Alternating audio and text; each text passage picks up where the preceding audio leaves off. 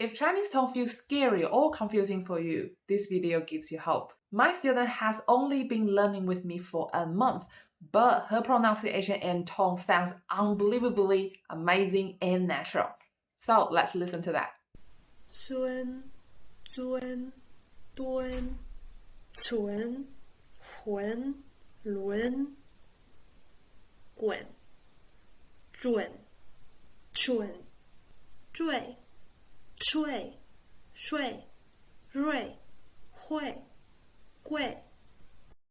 Most beginners don't realize what actually moves them towards the real speaking progress. So I create a quick checklist for you. It helps you to see if your learning habit and learning methods are on the right track.